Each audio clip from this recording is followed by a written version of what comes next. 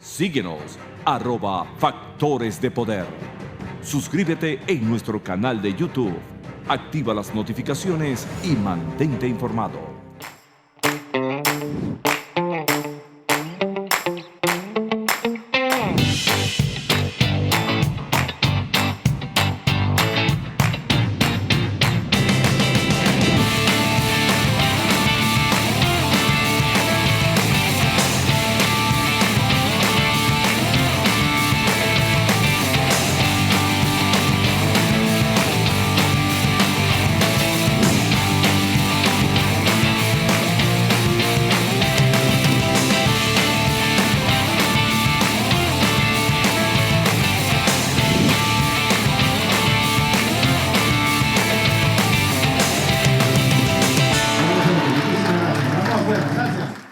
Regresamos con Agárrate y estos días que hemos estado tratando tanto el tema de inmigración, cuando nos equivocamos, cometemos errores. Por eso es que la educación es tan importante en esta materia. Es tan importante estar educados para vivir en un país que no es el nuestro, sobre sus normas, sus leyes, sobre la forma de declarar impuestos, cómo se hace para pedir créditos, para no caer en un puntaje de crédito bajo. Todas esas cosas puedes aprenderlas con Immigration Institute of Florida. Ellos se dedican a eso, a educar. Las clases son dictadas además por abogados licenciados y son en español. Así que yo te recomiendo que te comuniques con ellos porque te van a capacitar en otros temas que no tienen que ver con inmigración, que son los taxes, la reparación de crédito, la creación de empresas, todas esas cosas que necesitamos para vivir bien en este país, para tener estabilidad y para hacer las cosas correctamente. Bueno, ya vamos a hablar del tema que está ocupando el mundo entero, el coronavirus, y vamos a decir con un experto, con un especialista, lo que es un mito y lo que son las duras realidades de esta enfermedad que está llegando ya a todas partes.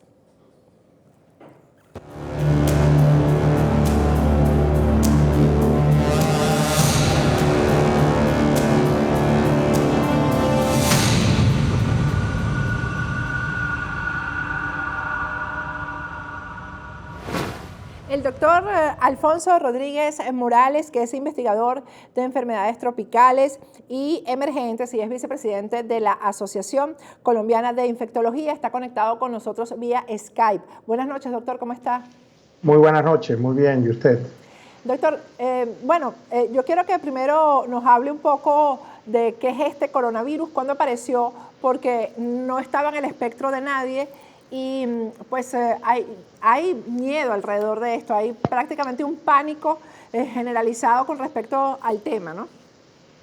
Sí, bueno, mira, lo primero que hay que decir cuando hablamos de coronavirus es que el coronavirus es un virus que hace parte de un grupo de otros virus que se llaman en realidad coronavirus también, que son muy conocidos de hace mucho tiempo. El asunto con estos coronavirus es que en realidad, por ejemplo, especialmente en Occidente, especialmente en América Latina, no los conocíamos porque no nos habían producido enfermedades importantes, como sí ya habían ocurrido otras, especialmente en Asia y en el Medio Oriente. ¿Qué quiere decir esto?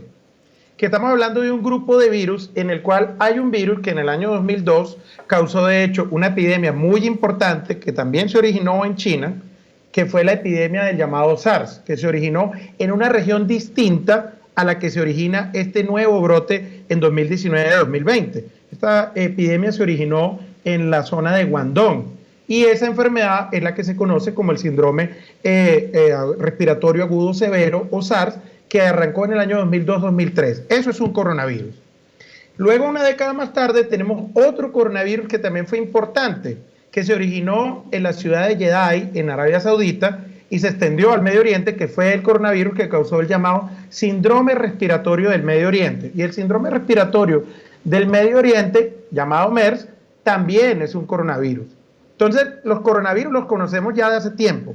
¿Cuál es el problema? El problema que estamos observando en este momento es que se origina un nuevo coronavirus que no es igual en diferentes aspectos a los coronavirus que ya he mencionado, ni a otros coronavirus también que pueden producir enfermedades respiratorias leves y que de hecho circulan por todo el mundo, incluso circulan en Norteamérica, en Europa y en América Latina en forma corriente, pero que esos coronavirus producen simplemente resfriados o infecciones respiratorias leves. ¿Por qué se originan estas cosas siempre en Asia? Bueno, en realidad, como indicaba, pues el SARS se originó en China y en el caso del MERS se originó en el Medio Oriente. El tema aquí importante con respecto al origen tiene mucho que ver más allá del lugar geográficamente, y debemos recordar, por ejemplo, también que en el continente africano se han originado muchísimas epidemias y muchísimos virus que están en animales y que pueden dar el salto a seres humanos, lo que se conoce en inglés como el spillover, el salto de especies, pues precisamente por la posibilidad de que estemos en contacto estrecho con los animales. Bien sea el contacto estrecho que puede surgir, como aparentemente sucedió en el mercado de la ciudad de Wuhan, China, por un contacto en un mercado en el cual la gente tenía acceso a decenas y quizás cientos de especies animales, de las cuales incluso algunos eran fuente de alimentación, es decir, eran comidos, y obviamente en condiciones que no son las apropiadas y que podrían quizás dar la posibilidad de una transmisión incluso de tipo alimentaria. Entonces ahí viene el problema con respecto al origen de estos virus zoonóticos, pero tenemos virus zoonóticos que producen enfermedades no solamente en Asia, sino también en otras regiones del planeta. La transmisión, ¿cómo es de factible o cuán factible es que uno se contagie porque una persona al lado lo tiene sin saber que lo tiene? Pues, por ejemplo, uno va a un restaurante, uno está en un mercado, en un concierto. Bueno, esa es una pregunta muy importante y nos va a llevar a dos aspectos que hay que mencionar. El primero, el de la transmisión, y el segundo, el de la prevención. Hay que tener presente que, si bien he comentado que este es un virus que sabemos se originó en animales y todavía falta esclarecer algunas cosas, especialmente sabemos que los coronavirus, como el caso de los que hemos mencionado en este programa, se pueden encontrar, por ejemplo, en animales como los murciélagos. Hay otros animales que no sabemos su papel todavía para el caso del nuevo coronavirus, del coronavirus llamado COVID-19 en este momento, pero en el caso, por ejemplo, del MERS sabemos que está en los camellos, y en el caso del SARS, que fue el que arrancó en el 2002, sabemos que este coronavirus estaba también en ciertos mamíferos silvestres llamados civetas, que son especies de gatos salvajes. ¿Qué ocurre con la transmisión? La transmisión se da también de humano a humano, y la transmisión se da también por vía respiratoria. Es el principal y prácticamente mecanismo importante. ¿Qué quiere decir esto? Pues que si nosotros estamos en contacto cercano con una persona que esté infectada, pues lógicamente por el tema de toser, de los estornudos, en general por las partículas que pueden ser expelidas desde la vía respiratoria, desde la mucosa oral, pues puede haber el riesgo de exposición y lógicamente de transmisión.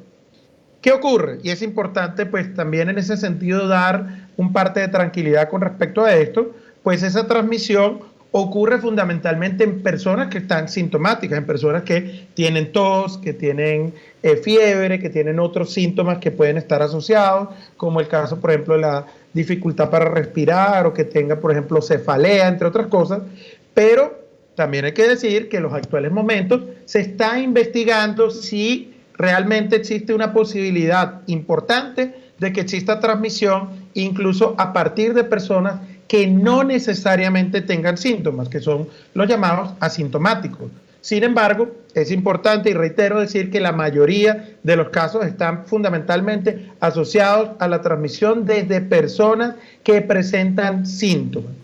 Y eso nos lleva a la segunda parte. Ajá. Pero los a la segunda parte, que es la prevención, normal. importante en este sentido de la transmisión, que obviamente pues debemos informar a la gente que esté presentando síntomas que debe evitar, por supuesto, toser o estornudar abiertamente, sino debe usar el ángulo interno del brazo para evitar precisamente la dispersión. No debe estornudar o toser y taparse con la mano la boca. Hay obviamente que hacer un lavado frecuente de las manos y evitar obviamente en estos momentos obviamente ese tipo de situaciones que pueden por supuesto ser de algún tipo de riesgo para la transmisión. Este tema del pánico también puede causar que colapsen los centros médicos, ¿no? Una persona que empiece a toser diga, esto es el coronavirus y salga corriendo y a lo mejor no es nada, ¿no? Sino una gripe normal. Claro, mira, una cosa muy importante, y yo creo que tanto obviamente el personal de salud tenemos una responsabilidad muy importante, y en ese sentido, por supuesto, ustedes también como medios de comunicación, en informar a la gente que primero que nada no deben tener un pánico con respecto a esta situación. Hay que estar primero que nada informados. Hay que acudir a las fuentes de información oficiales, que son la Organización Mundial de la Salud, obviamente los ministerios de salud de los diferentes países, en el caso de Estados Unidos, especialmente los Centros de Control de Enfermedades de Atlanta, los CDC, y en general las asociaciones científicas. Yo en este caso soy el vicepresidente de la Asociación Colombiana de Infectología, y también está la Sociedad Latinoamericana de Medicina del Viajero, entre otras asociaciones que brindan información científica y técnica actualizada y confiable, de la cual se puede desprender que podemos tener claro que esto no es una situación que va a acabar con el planeta, que va a acabar con la humanidad. No es siquiera parecido a la gripe española. No es tampoco ni siquiera la tasa de letalidad que tuvo, por ejemplo, la epidemia de MERS, que ya nos referimos a ella, del síndrome respiratorio del Medio Oriente, que afectó hace aproximadamente una década atrás. ¿Qué sí es muy importante saber? Pues la prevención, dónde están los casos, qué es lo que está sucediendo, estar informados, acatar las recomendaciones de las autoridades de salud, de los ministerios de salud, y obviamente tener presente que, primero que nada, toda persona que tenga síntomas respiratorios no es automáticamente un caso de coronavirus.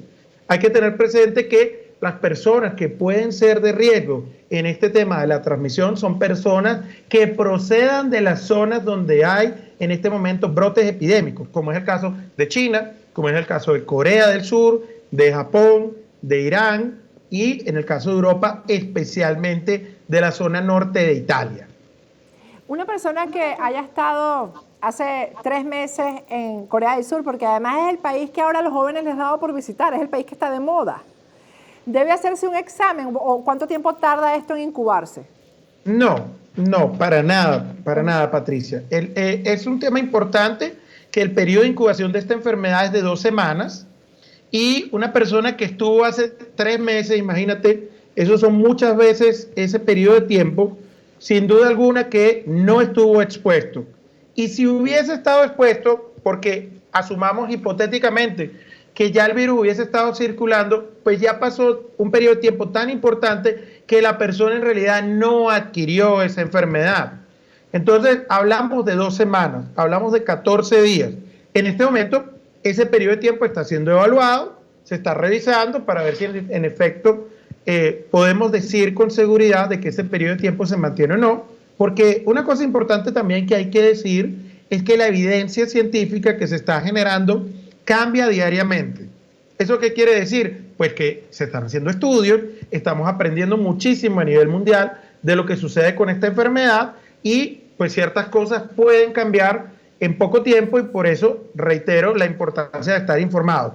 Pero el periodo de incubación en realidad que manejamos en este momento es de 2 semanas, y una persona que ya haya estado más allá de ese tiempo en un lugar incluso donde haya podido haber alguna potencial exposición, en realidad el riesgo es muy bajo o nulo. Generalmente cuando las gripes son muy fuertes, se suelen tratar con antibióticos. ¿Los antibióticos funcionan contra el coronavirus? No, eso es otro mensaje muy importante que hay que dar. Las personas que tienen síntomas respiratorios, especialmente que se sospecha que las infecciones son virales, como el caso del coronavirus, que es un virus, los antibióticos no actúan contra estos virus. Usar los antibióticos está contraindicado inicialmente en esto. Los antibióticos están indicados es para infecciones causadas por bacterias, que son otro tipo diferente de microorganismos. El coronavirus no es una bacteria, el coronavirus es un virus, y como tal en este momento no tenemos hasta la fecha ningún medicamento que esté aprobado para tratar en forma específica una infección causada por este coronavirus. Entonces el uso de antibióticos totalmente contraindicado y más bien nos puede traer problemas innecesarios. Por ejemplo, una persona llega a un hospital con síntomas, con problemas respiratorios. ¿Qué se supone que es lo que el médico de emergencia debe hacer? ¿Cuál es la prueba que debe hacer el médico de emergencia ahí en el hospital? Bueno, primero que nada, los médicos en este momento tienen una responsabilidad de estar informados frente a esta situación y las autoridades de salud de los diferentes países tienen además la responsabilidad de transmitir circulares y lineamientos que permitan, por supuesto, al personal de salud estar debidamente informado. Primero que nada, no solo de los síntomas, sino el otro aspecto que nosotros llamamos el epidemiológico, que se refiere a saber qué es lo que ha hecho la persona antes de llegar, por ejemplo, a un centro de salud presentando esos síntomas. Es decir, dónde estuvo, en contacto con quién estuvo y especialmente de qué país procede. Porque en este momento, si una persona llega, por ejemplo, a un hospital de cualquier ciudad, por ejemplo, de Latinoamérica, y simplemente tiene síntomas respiratorios, pero esta persona no ha estado en ninguno de los lugares que hemos indicado, no hay ninguna razón inicial para sospechar que tenga coronavirus. Pero es si importante, doctor, pero es si importante decir Ajá. que tenemos muchas infecciones respiratorias virales que circulan cotidianamente en nuestros países, como el caso, por ejemplo, de la influenza. Pero si esa persona ha estado en contacto con alguien asintomático que sí estuvo en una de esas zonas y no lo sabe, es que ese es el problema. ¿Cómo sabes tú que el que está al lado tuyo en un restaurante lo tiene y tú no lo sabes? Claro, pero reitero una cosa que es muy importante y hay que medir obviamente la proporción de la importancia de cada cosa, y es la siguiente. En este momento, asumiendo que de verdad tenemos transmisión desde sujetos asintomáticos, la proporción de casos que se transmiten por esa vía es baja. El grueso de la transmisión, por el cual es responsable la mayoría de los casos, ocurre fundamentalmente a partir de casos que son sintomáticos.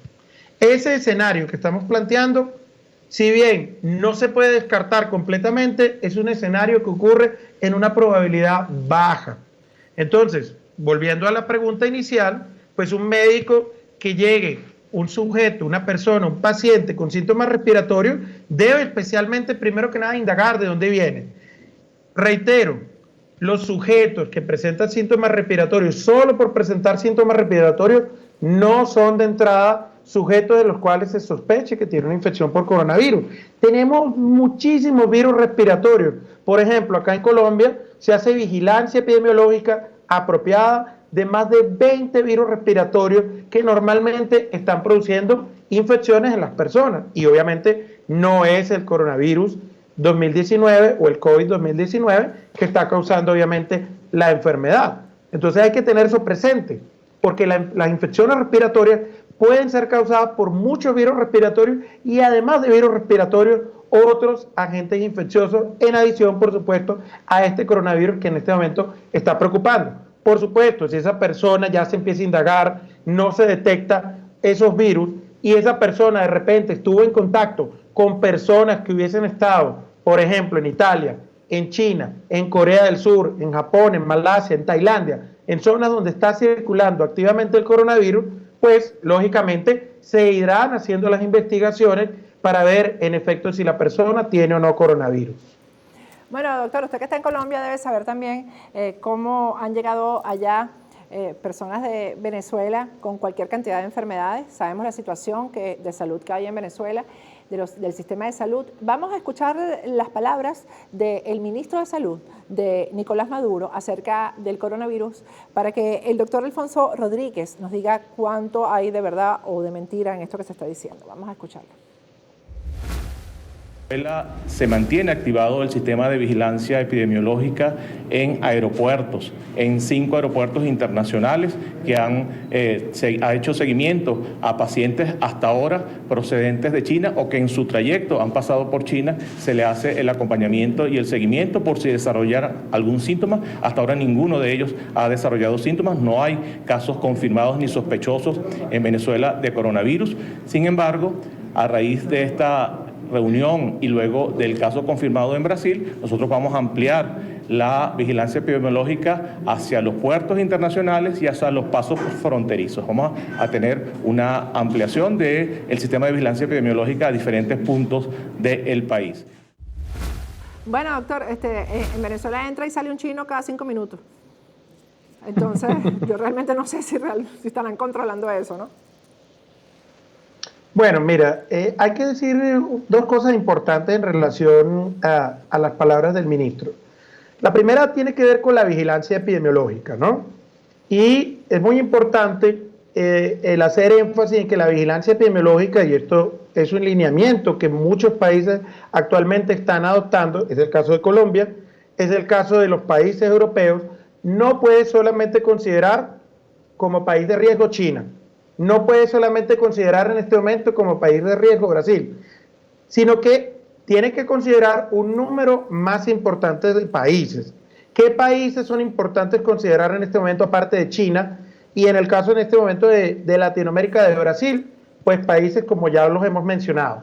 Corea del Sur, que es el segundo país con mayor cantidad de casos, Japón, Tailandia, Malasia, Vietnam, por supuesto Italia, que ya lo mencionamos, sobre todo si las personas proceden especialmente de la zona norte, como es el caso de ciudades como Milán, Venecia, Florencia, Torino, entre otras, que pues tienen en este momento una circulación muy importante y muy activa del coronavirus. Ese es el primer punto. Y el segundo punto que pues en realidad habría que esclarecer es si en verdad el ente que a nivel central, en el caso de Venezuela, y como todos los países, existe para llevar a cabo las pruebas diagnósticas confirmatorias, tiene o no tiene ya estandarizadas y disponibles las pruebas diagnósticas.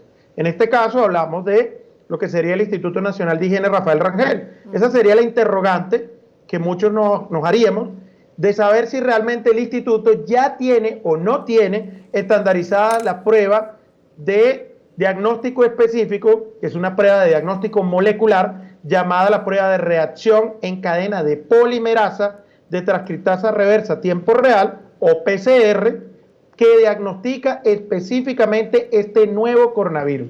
Bueno, esos son los dos aspectos importantes que habría que pues analizar y reflexionar en relación a las palabras del ministro. En un país donde no hay tapabocas, yo dudo que haya eso por lo menos para hacer el examen y sobre todo para el tratamiento. Una vez que se hubiera detectado que existe alguien que tiene el coronavirus, el tratamiento también. ¿En qué consiste el tratamiento generalmente? Depende de la infección, me imagino, ¿no? Claro, pero bueno, de todas maneras, qué pena que yo te voy a dar una parte adicional con respecto al punto anterior y es un parte también hasta cierto punto de tranquilidad, pero también, digamos, de que las cosas sean muy claras, en el sentido de lo siguiente. Si un país no cuenta en este momento con las pruebas para hacer el diagnóstico específicamente del coronavirus, y hay que decirlo, no todos los países de América Latina en este momento lo tienen. En este momento sabemos que claramente lo tiene estandarizado Colombia, Brasil, Bolivia, Chile, Argentina, México. Es importante que esos países que no tuvieran la prueba disponible para confirmar, tienen la posibilidad de remitir la prueba a otros centros de referencia. El principal centro de referencia en el continente americano para hacer el diagnóstico de la prueba es el Centro de Control de Enfermedades de Atlanta, CDC. Y allá, de hecho, se han remitido pruebas de diferentes países que han tenido casos sospechosos y que todavía no habían confirmado sus casos por no tener, obviamente, pruebas de referencia y en este momento las tienen disponibles. ¿Ok? Ese es un punto de aclaración. Ahora bien, con respecto al tema del tratamiento, ¿de qué depende el tratamiento? Depende fundamentalmente de la sintomatología y de la gravedad de la enfermedad que los pacientes presenten. Sabemos, y eso lo están arrojando los estudios, que los pacientes que les va peor son fundamentalmente los pacientes de edad avanzada, personas de más de 60 años y particularmente personas de más de 80 años de edad tienen un riesgo importante de tener una enfermedad grave e incluso mortal. Y las personas que especialmente tienen enfermedades de base, enfermedades debilitantes, enfermedades preexistentes, como la diabetes, como enfermedades pulmonares crónicas, cáncer, la hipertensión, entre otras enfermedades que pueden debilitar, por supuesto, al organismo. Entonces, claro, estos pacientes, ¿qué pueden requerir para su manejo? Pueden requerir ser atendidos en una unidad de cuidados intensivos. Y sabemos que una proporción, hasta cierto punto considerable, 20 a 25% de los pacientes pueden requerir un manejo allí. El manejo obviamente depende de la sintomatología, de las cosas que los pacientes presenten, y puede incluir el manejo con oxígeno, el darles un tipo de apoyo para la respiración que puede ser asistido a veces con máquinas y otro tipo de soportes, pero es importante decir, como decía anteriormente, que no tenemos hasta la fecha un tratamiento específico que se haya aprobado, como por ejemplo antivirales específicos que estén aprobados para su uso en el caso del coronavirus. ¿Se están probando? Por supuesto.